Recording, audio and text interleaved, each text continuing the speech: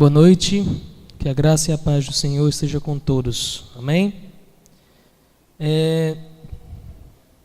Nós encerramos na semana passada os nossos estudos no livro de Abacuque. Nós tivemos 7 encontros falando sobre o livro de Abacuque, um livro do Antigo Testamento, e hoje nós vamos começar um livro do Novo Testamento, 1 Tessalonicenses. Então abra lá, por favor. Nós temos apenas mais, deixa eu confirmar aqui no calendário. Temos mais 2 sábados, obrigado. 2 sábados ainda em dezembro, sendo que o próximo sábado nós não teremos o nosso culto aqui, porque teremos a nossa confraternização, não é isso, Luiz?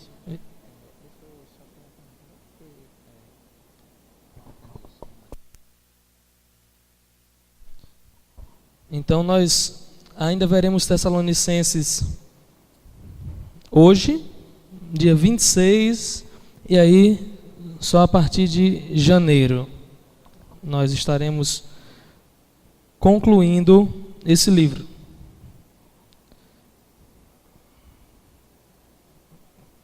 Abram, nós vamos fechar o primeiro capítulo, são apenas 10 versículos. É uma carta muito rica que Paulo escreveu. Eu gostaria de pedir que vocês estivessem atentos. Só as menininhas é que podem conversar. Elas estão liberadas. A Lia foi comer, foi? Foi. Pronto, quando ela voltar ela pode falar. Só ela e Cecília. 1 Tessalonicenses, capítulo 1, de 1 a 10. Será o nosso texto base. Nós vamos lê-lo por completo. Thomas, com sua muita eficiência, trouxe o texto ali. Se você quiser acompanhar numa versão diferente da sua. 1 Tessalonicenses 1, de 1 a 10. Diz assim a palavra de Deus. Paulo, Silvano e Timóteo, a igreja dos Tessalonicenses em Deus Pai e no Senhor Jesus Cristo. Graça e paz a vós outros. Damos sempre graças a Deus por todos vós, mencionando-vos em nossas orações e sem cessar, recordando-nos diante do nosso Deus e Pai, da operosidade da vossa fé, da abnegação do vosso amor e da firmeza da vossa esperança em nosso Senhor Jesus Cristo. Reconhecendo, irmãos, amados de Deus, a vossa eleição, porque o nosso evangelho não chegou até vós tão somente em palavra, mas sobretudo em poder, no Espírito Santo e em plena convicção, assim como sabeis ter sido o nosso procedimento entre vós e por amor de vós. Com efeito, vos tornastes imitadores nossos e do Senhor, tendo recebido a palavra, posto que em meio de muita tribulação, com alegria do Espírito Santo, de sorte que vos tornastes um modelo para todos os crentes na Macedônia e na Acaia, porque de vós repercutiu a palavra do Senhor, não só na Macedônia e Acaia, mas também por toda parte se divulgou a vossa fé para com Deus, a tal ponto de não termos necessidade de acrescentar coisa alguma. Pois eles, mesmo no tocante a nós, proclamam que repercussão teve o nosso ingresso no vosso meio, e como, deixando os ídolos, vos convertestes a Deus, para servirdes o Deus vivo e verdadeiro, e para aguardardes dos céus o seu Filho, a quem ele ressuscitou dentre os mortos, Jesus, que nos livra da ira vindoura. Vamos orar mais uma vez? Peça novamente que o Espírito Santo venha falar ao seu coração, que você possa aprender aquilo que ele deseja que você aprenda nessa noite.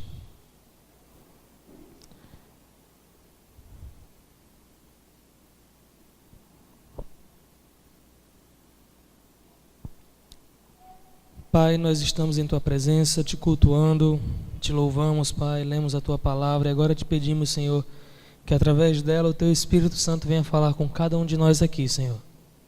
Te peço, ó Deus, que eu e meus irmãos sejamos abençoados essa noite. Pai, que eu possa ser um instrumento em Tuas mãos, que o Teu Espírito venha falar a mim através de mim, para que nós possamos crescer em Ti, ó Pai, nessa noite. Em nome de Jesus. Amém. Tessalonicenses, a igreja dos Tessalonicenses na cidade de Tessalônica. Essa igreja foi fundada por Paulo em sua segunda viagem missionária, juntamente com Silas e Timóteo. E eles passaram por alguns problemas lá que a gente vai ver mais à frente. Mas após a partida de Paulo de Tessalônica, ele segue para Bereia, depois para Atenas, e em seguida ele manda Timóteo voltar a Tessalônica, porque ele saiu de lá não com tempo suficiente para deixar uma liderança madura. Ele teve pouco tempo lá. Alguns defendem que ele teve apenas 3 semanas, porque como a gente vai ver em Atos 17, ele durante 3 sábados esteve na sinagoga. Porém, é mais entendível, diante do contexto da carta, que ele tenha passado de 3 a 6 meses lá, porque ele chegou a trabalhar para se sustentar, chegou a receber 2 ofertas de sustento de outras igrejas. Então, ele deve ter ficado entre 3 a 6 meses, o que é mais do que 3 semanas, porém é muito pouco tempo para se plantar e amadurecer uma igreja. Não é tempo suficiente para você ensinar todo o básico do evangelho, mas deu para ele fazer muita coisa. Então, uma vez que ele chega a Atenas, ele manda Timóteo para poder ver como está a situação. E Timóteo, depois de algum tempo, volta a Paulo trazendo um relatório, dizendo tudo o que está acontecendo lá. E essa carta é a resposta de Paulo ao relatório apresentado por Timóteo à igreja dos Tessalonicenses. Timóteo foi lá, viu como estava a situação, trouxe a Paulo, disse: está assim, assim, assim. E Paulo, com muita alegria, escreve aos Tessalonicenses, louvando a Deus, como a gente vê por esse primeiro capítulo, um primeiro capítulo inteiro dedicado a louvar a Deus, elogiando esses irmãos em Tessalônica, e também para ensinar-lhes um pouco mais, especialmente a respeito daqueles que morreram antes de Jesus voltar. A gente tem que lembrar que no primeiro século a expectativa era que Jesus subiu, ele disse que vai voltar, então ele vai voltar logo. A gente tem que correr para anunciar em Jerusalém, em toda a Judéia, Samaria, até os confins da terra, porque ele está voltando. E eles tinham essa expectativa de um retorno brevíssimo do Senhor. Então começou a surgir algumas dúvidas nos corações dos Tessalonicenses a respeito daqueles que morreram antes de Jesus voltar. E agora, eles morreram, Jesus ainda não voltou. Será que eles perderam? E mais à frente a gente vai ver a explicação de Paulo a respeito disso. Hoje vamos nos ater mais ao primeiro capítulo. E no primeiro capítulo nós vemos a descrição de uma igreja com cristãos exemplares. Uma igreja que mostra como toda igreja deveria ser.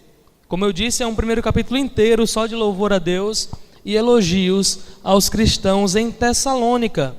Então vamos estudar as perícopes, os grupinhos de versículo, para a gente poder adentrar no assunto e desenvolver um pouco mais. Versos de 1 a 3 diz o seguinte, esteja com a Bíblia sempre aberta, a gente vai ler novamente algumas vezes e alguns outros versículos, outros livros, então preste atenção. 1 a 3 nós temos a tão famosa saudação, como em todas as cartas de Paulo, ele traz uma saudação e um motivo de louvor pela igreja. No caso de Tessalônica, nós vemos 3 motivos. Ele diz, olha, Paulo, Silvano e Timóteo, a igreja de Tessalonicenses, em Deus Pai, nosso Senhor Jesus, graça e paz.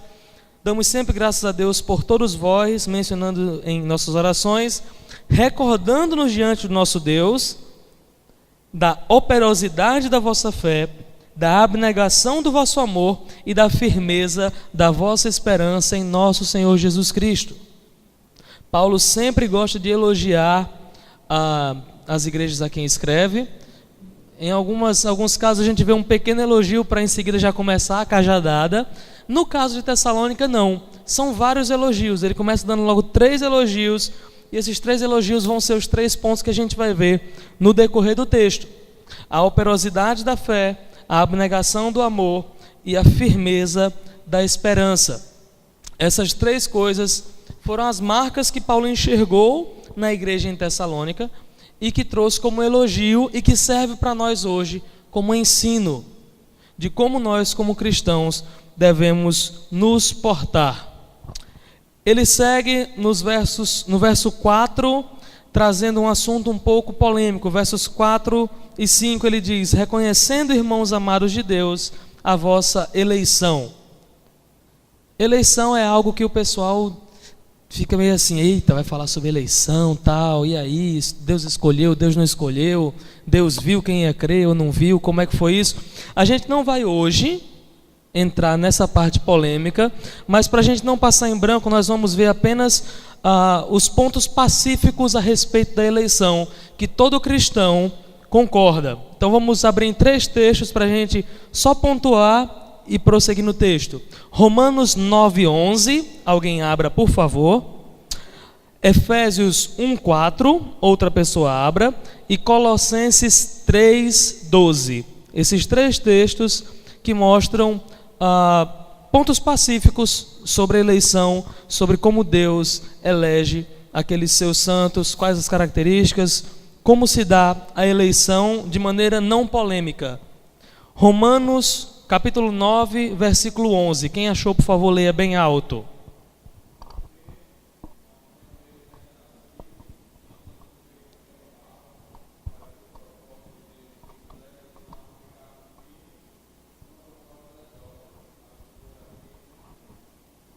Não por causa das obras, mas por aquele que chama. A eleição, segundo a Bíblia, é soberana, é um ato exclusivo de Deus. É Ele quem escolhe. Efésios capítulo 1, versículo 4.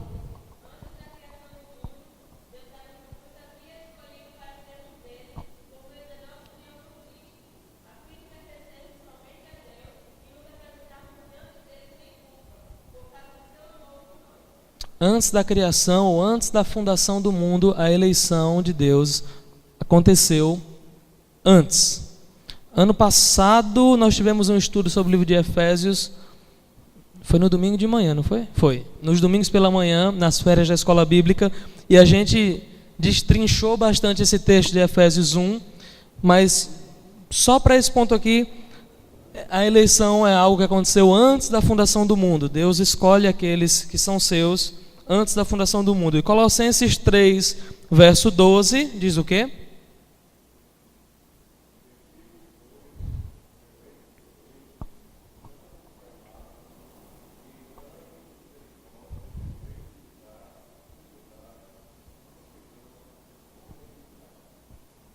Revesti-vos como eleitos de Deus. Vocês são eleitos? Então vocês têm que ter isso: humildade, bondade, mansidão. Ou seja, os frutos, ou o fruto do Espírito Santo.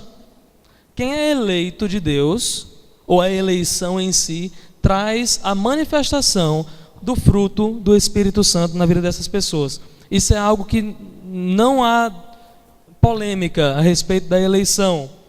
É um ato soberano de Deus, aconteceu antes da fundação do mundo, e quem demonstra fruto do Espírito Santo. Você demonstra fruto do Espírito Santo, você creu em Jesus, você é um eleito de Deus. E o versículo 5 ele complementa esse assunto da eleição. Ele fala: olha, nós reconhecemos a vossa eleição, porque o nosso evangelho não chegou até vós tão somente em palavra, mas sobretudo em poder, no Espírito Santo e em plena convicção, assim como sabeis ter sido o nosso procedimento entre vós e por amor de vós.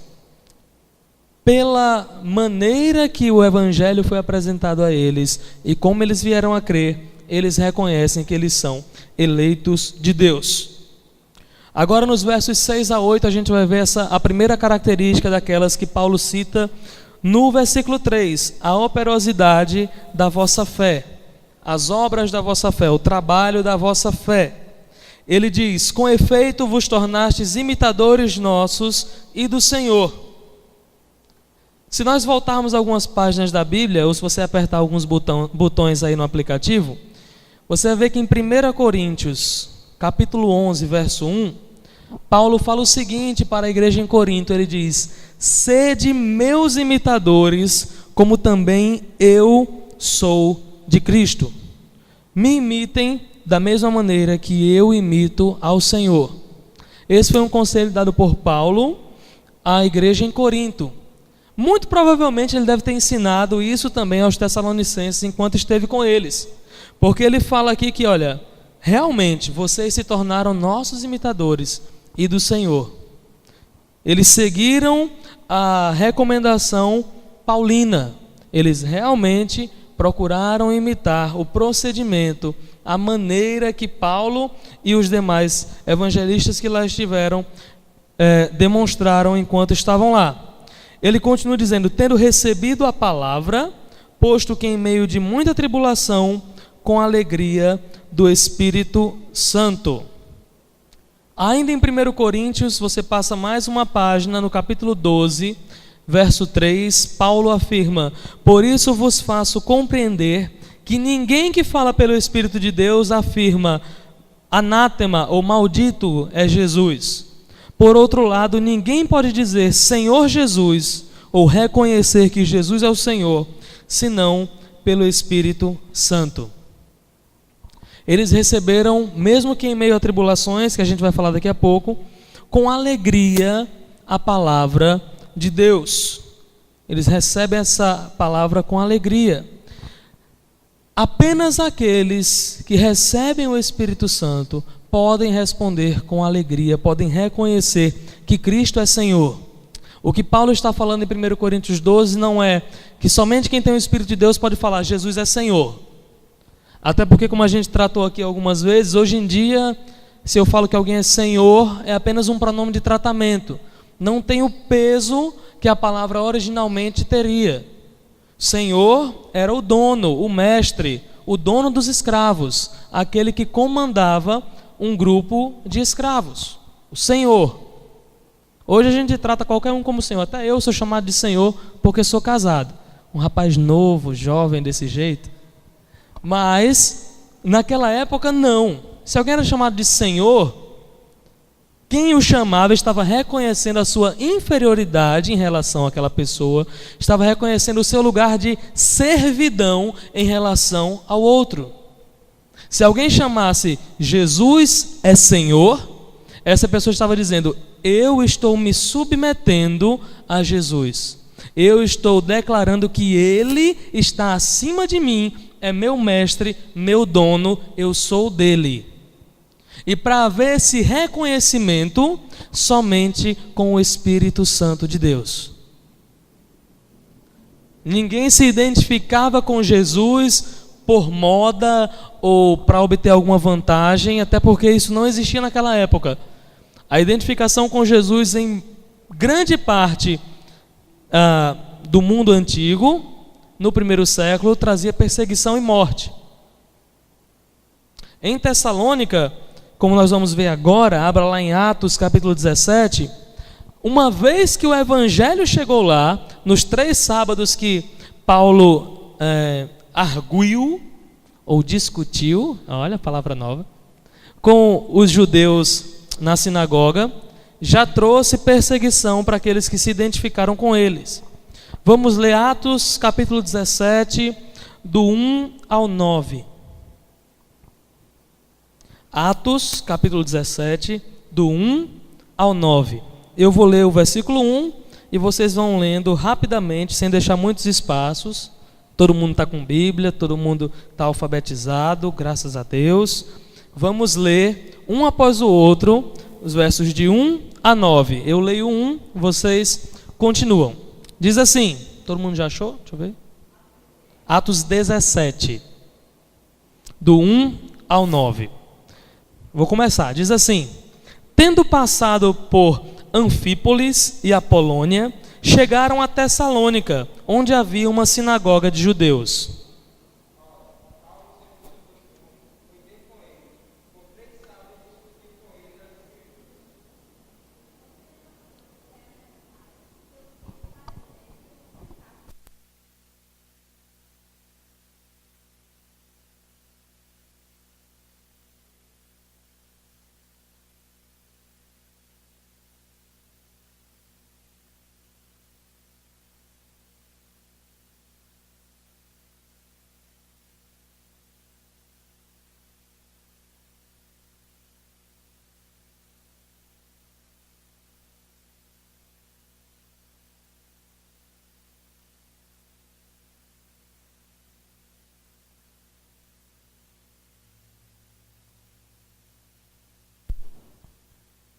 6.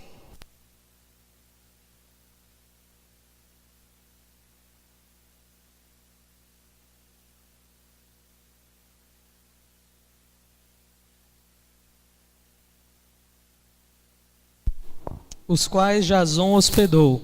Todos estes procedem contra os decretos de César, afirmando ser Jesus outro rei.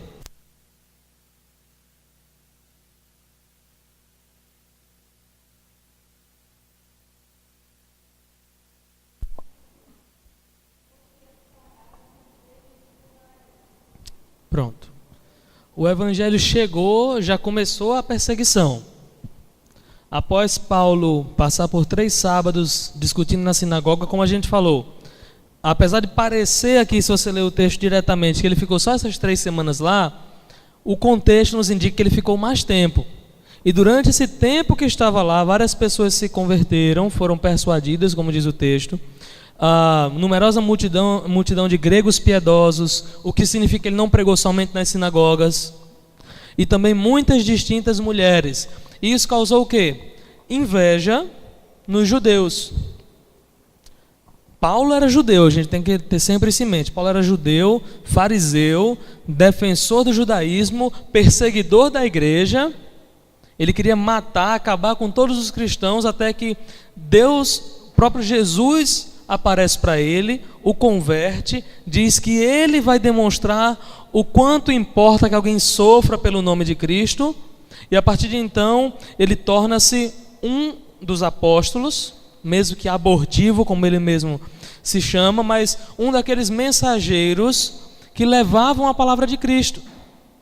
Então, por ser de origem judaica, por conhecer amplamente o Antigo Testamento e por ter tido tempo para estudar e identificar o cumprimento de cada uma das profecias do Antigo Testamento que apontavam para o Messias como tendo sido cumpridas em Cristo, Paulo, como o pastor Laná muito bem explicou nas quartas-feiras em que estudamos o seu ministério, ele, cidade em cidade que chegava, procurava a sinagoga.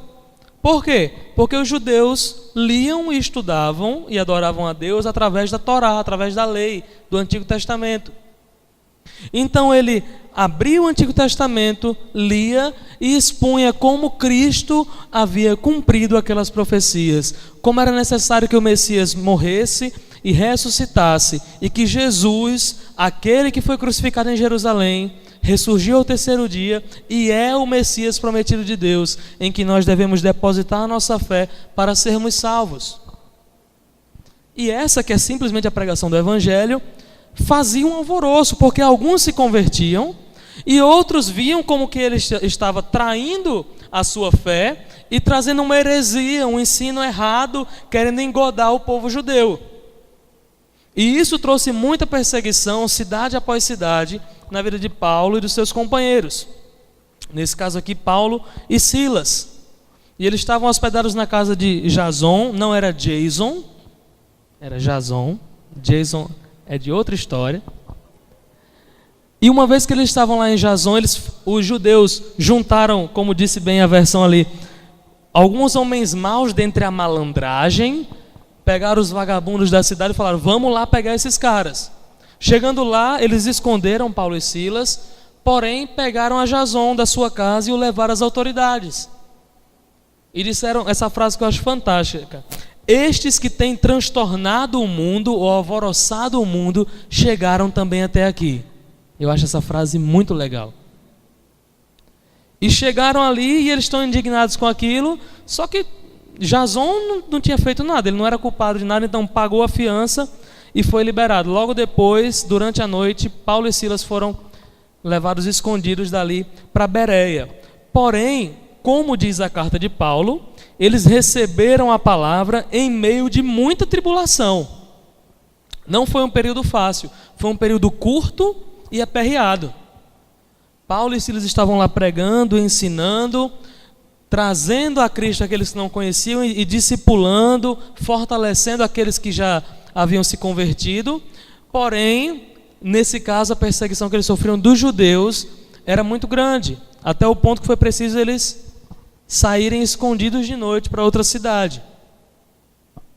Então, não foi um contexto muito bacana que Paulo e Silas encontraram em Tessalônica.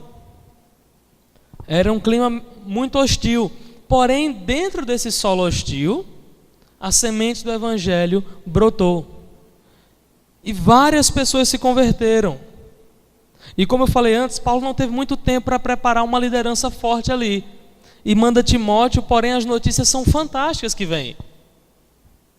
Olha, vocês realmente se tornaram imitadores nossos e do Senhor. O pouco tempo que a gente passou aí foi produtivo demais. Vocês realmente têm demonstrado que são de Cristo. A gente reconhece a eleição de vocês, porque vocês receberam a palavra, mesmo que em meio de muita tribulação, com a alegria do Espírito Santo. E aí o versículo 7 ele fala: de sorte que vos tornastes um modelo para todos os crentes na Macedônia e na Acaia, em toda a região ao redor. É interessante o ciclo que se faz. Chega o evangelho através de Paulo e Silas, eles vão lá, pregam e vivem o evangelho. Os cristãos de Tessalônica, aqueles que iriam se converter, creem e passam a imitar o comportamento de Paulo e Silas. E uma vez que eles pregam e vivem o evangelho, os outros da Macedônia e da Acaia vêm, creem e passam também a seguir.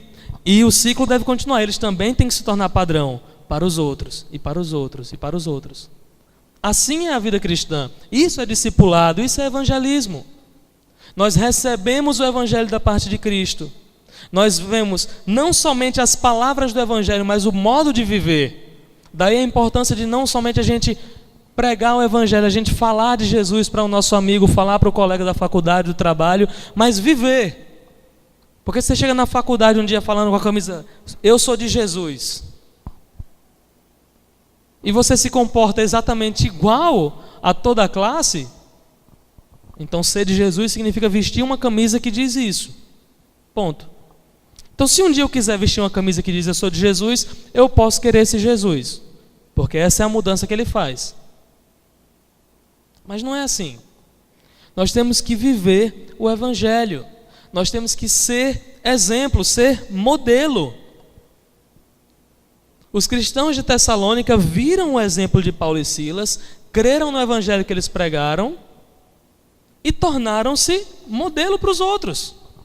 Eles não viram, creram e pronto, a gente creu, agora é isso, a gente fica no nosso cantinho. Quem creu, creu, quem não creu já era. A gente não vai sair espalhando isso, porque traz perseguição. Você viu que o Jason quase que ia preso, se a gente não tivesse feito a vaquinha para pagar, ele estava preso até hoje.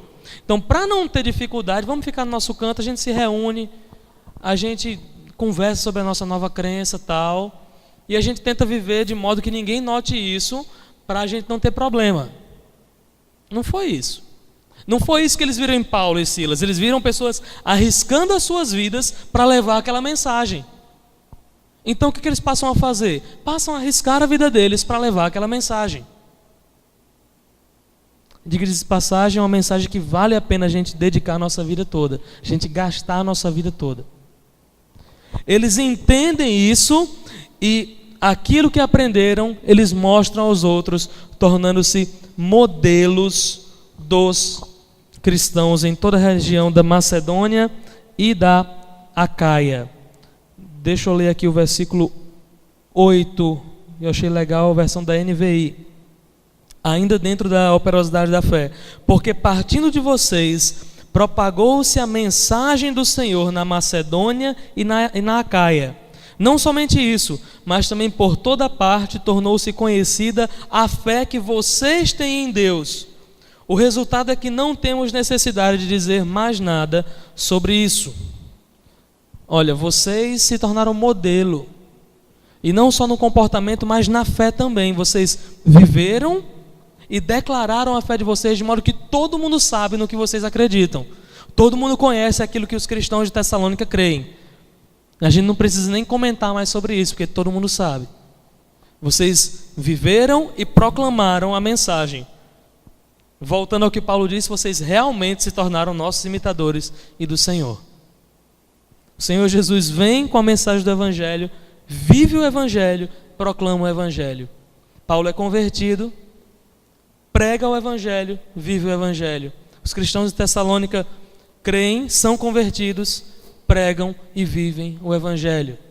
Cristãos, pequenos cristos, imitadores de Cristo. A nossa vida, o nosso testemunho mais claro é viver como Cristo viveu, imitar o modo como Cristo viveu, ter em nós o mesmo sentimento que houve em Cristo Jesus. E aí a gente pode abranger não só para a humildade, que é retratada em Filipenses, mas também o modo de vida completo de Cristo. A forma de levar a mensagem, a forma de viver a mensagem. Versículo 9. Pois eles, aqueles da região da Macedônia e da Acaia, pois eles mesmos, no tocante a nós, proclamaram que repercussão teve o nosso ingresso no vosso meio, e como deixando os ídolos, vos convertestes a Deus, para servir o Deus vivo e verdadeiro. Abnegação do vosso amor. Abnegação é despreendimento, entrega, sacrifício voluntário. Eles receberam Paulo e Silas dessa maneira, sob o risco da própria vida. A gente viu o que aconteceu com Jason. Ele estava recebendo eles em casa e foi levado às autoridades por isso. Mas eles receberam aqueles irmãos. Eles não mediram esforços nessa recepção. Por quê? Pelo amor que foi gerado ali por meio da sua conversão. Somente o amor, que aliás Cristo determinou que seria a marca daqueles que creem, lá em João 13, nisto conhecerão todos que sois meus discípulos, se vos amardes uns aos outros. Esse amor fez com que eles se identificassem com Paulo e Silas e os recebessem mesmo sob o risco de morte, de prisão, de perseguição. E isso foi conhecido também em toda a Macedônia e Acaia, dentro do pacote. Paulo está dizendo, rapaz, eu só ouvi falar bem de vocês. O pessoal está falando, olha, vocês estão de parabéns, glória a Deus. A fé de vocês tornou-se conhecida, o procedimento de vocês se tornou conhecido, o amor, a entrega de vocês se tornou conhecida. Mesmo sob o risco de prisão, de perseguição, eles souberam como vocês nos receberam. Eles souberam como foi o nosso ingresso, a nossa entrada no meio de vocês. E como deixando os ídolos, vos convertestes a Deus. Eles se arriscaram por aqueles que foram pregar a mensagem salvadora, que encontrou lugar neles, visto que como eleitos de Deus, se converteram largando os ídolos. E aí fecha o ciclo. A gente reconhece que vocês são eleitos, porque vocês ouviram a palavra, mesmo em meio à tribulação, com alegria. E uma vez que vocês são eleitos, vocês largaram os ídolos e se converteram e viver e passaram a servir ao Deus vivo e verdadeiro. Paulo realmente não está medindo os elogios que está derramando sobre essa igreja. Mas é interessante, ele elogia a igreja, porém a glória é direcionada a Deus. Vocês foram eleitos por Deus, receberam a palavra com alegria do Espírito Santo. E por último, no versículo 10, finalzinho do versículo 9, deixando os ídolos vos convertestes a Deus, para servir o Deus vivo e verdadeiro. E verso 10, e para aguardardes dos céus o seu Filho, a quem ele ressuscitou dentre os mortos, Jesus, que nos livra da ira vindoura. Por último, como ele cita no versículo 3, a firmeza da esperança em Cristo Jesus. Servir a Deus e esperar. O último texto da nossa liturgia, que quase que eu esqueço, né, Luiz, de ser lido, Romanos 8, mas foi lembrado, nos mostra que a esperança que se vê não é esperança. Eu estou esperando por Thaís, mas Thaís está ali, não estou esperando, ela já está. Agora eu estou esperando por André e a Lia, que foi comer a papinha e não voltou ainda. Aí eu estou esperando, porque eu não estou vendo. Mas esperança é algo que não se vê, porque se vê não é mais esperança. Mas eles, sem ver, esperam aquele que vem dos céus. E Paulo, mais à frente, vai falar justamente sobre esse dia. Lá no capítulo 4, 5. Final do capítulo 4, começo do versículo 5, Paulo vai falar justamente sobre o dia em que dos céus descerá Jesus, o Filho de Deus, aquele que nos livra da ira vindoura. Esse é o primeiro capítulo de Tessalonicenses, onde Paulo mostra uma igreja que, mesmo em pouco tempo, entendeu o que era verdadeiramente ser cristão. Entendeu o que significava seguir a Cristo. Entendeu que não era só uma moda ou, legal, uma mensagem bacana. Mas entendeu que era a mensagem real de Deus para eles. Era o que poderia trazer salvação, mudança de vida. Mas ia trazer perseguição também. Ok.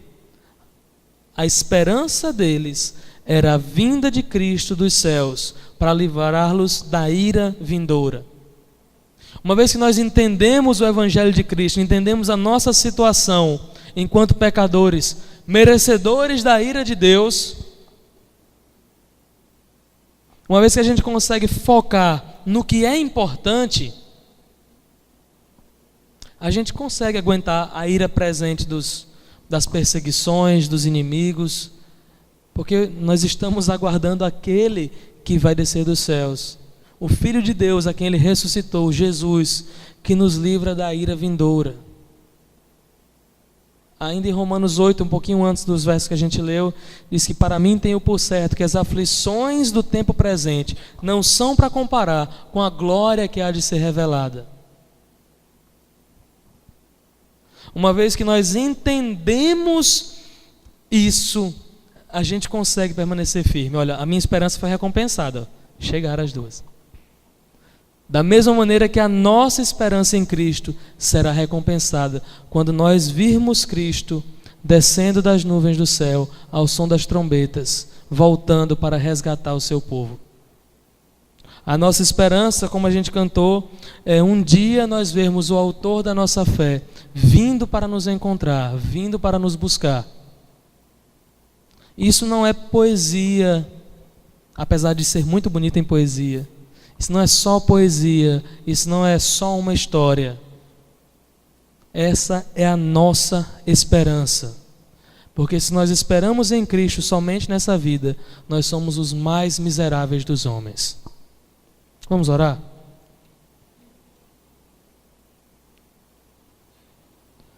Baixe sua cabeça e converse um pouco com Deus sobre o que foi dito essa noite. Será que se alguém fosse avaliar a sua vida, se Paulo mandasse Timóteo para ficar com você um tempinho, será que ele ia voltar elogiando a operosidade da vossa fé, a abnegação do vosso amor, a firmeza da esperança que você tem em Cristo Jesus, ou será que seria um relatório um pouquinho diferente? Ore nesse momento ao Senhor.